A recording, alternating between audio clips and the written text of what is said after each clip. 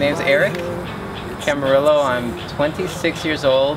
I'm a full-time college student, and I'm currently a Bible worker at the Vineyard Seventh-day Adventist Church, and I'm the president of SALT Ministry. My testimony, the testimony I'm going to share today, is a testimony that caused me to become in a lukewarm state. And it starts with, and just some background, I was converted. I started reading the Bible February of 2010. I found a church in April of 2010, and I was baptized in May of 2010. And just a month later, I felt like God had led me to a job. This was a job that I had always dreamed of having. See, my goal even before I was Christian, was to find a good paying job without going to college. And I did. I started working at a bank, and I'll leave the bank unnamed for now. But I was a personal banker. I was making about $32,000 base salary, making about $15,000 in commission. So I was making close to $50 a year, no college education, 22 years old, had a desk, a suit and a tie, and that was what I had dreamed of. And I felt like, you know what, God has led me to this job. And I started working, and about 2 months later, they started to ask me to go against my conviction, and I decided to. They actually were asking me to work on Saturday, which I believe is the Sabbath. So at first I gave in. I had gotten a new apartment, I had gotten a new car. I was already vested into this job, and I felt like leaving now would kind of, I almost felt like I pretty much was putting this job over God and over my conviction. Because I had a new apartment, had gotten a new car, I was buying all this furniture, I was in a place where I would rather go against my conviction and as opposed to quitting my job for what I believed in. So what ended up happening is I did go to the branch manager. I tried to talk to them about my situation and about my conviction, and they told me that there was nothing they could do. The next month came around, I talked to the district manager. They said there's nothing they can do. And this was now October. I went to the regional manager and I started talking to HR. They said there was nothing they can do. So pretty much I was in a place where I felt like God led me to this job, but I was asked to go against my conviction. And what I did is I rationalized it in my head, like I would believe most people do with sin.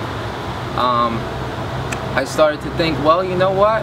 At my desk on Saturday, I'll just witness to people. You know, I was thinking, well, at my desk, I'll go ahead and, or with this job, I'll go ahead and the money I make on Saturday, I'll donate to the church. It's not really working. So I would try to rationalize this in my head, and I did for about 3 months, until in January of 2011, I had some friends over at my house, and these friends were in my living room while I was in my bedroom playing a video game with a friend, and they actually started to go over some Bible studies I had on my coffee table. After about 5 hours, I go out, and this talks about my relationship with God at this point, because I know that when you have a sin that is scheduled, it is like you're sinning every day, because every day you think about that sin that's going to happen, and when you repent of it, you know it's going to happen again. So in my case, I felt like I wasn't truly repenting of my sin. And you could tell my relationship with God at this point, because I was in my bedroom playing video games, and my non-Christian friends were having a Bible study in my living room without me. So I go out there and they're crying, and they say, Eric, why haven't you told us about this before? And then I had a kind of a shock, and I was like, you know what, I haven't gone through half of these studies myself.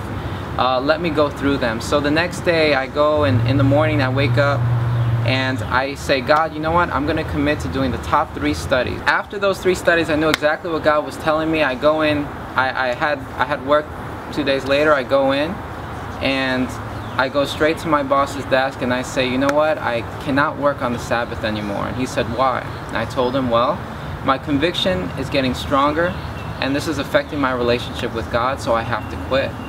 And he said, well, this Saturday you have off, but the next Saturday is mandatory. All bankers have to work that Saturday. So I told him to make that Friday my last day. So what I ended up doing was going back to my desk, typing up a resignation, putting it on his desk, and then going into the bathroom and crying for about 5 minutes. I cried not knowing what was ahead of me. The next 2 months I had no job, and God, I can go into the complexities of how it happened, but to show and prove that how it was God and how it could only be God. But for 2 months I had no job, and God provided all of my bills, all the money for all of my bills.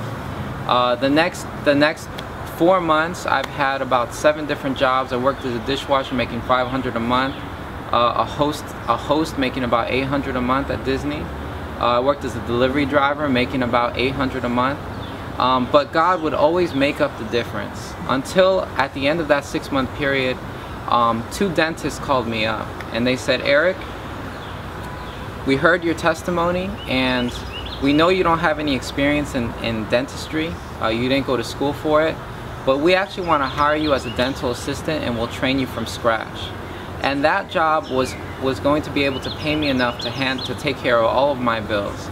And it goes to show, in that 6-month period was probably the most I've grown as a Christian in my whole Christian experience. And it goes to show that God will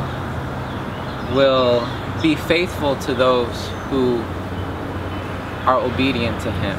If there's one thing that this experience has taught me, is that God is real and that God provides for his people, and He'll provide every need that you have. And I'd like to invite you today to, if you're going through any trouble right now, any persecution, any trial, any tribulation, that you put all of your faith and your dependence on God, and I know for a fact that He will provide for your every need.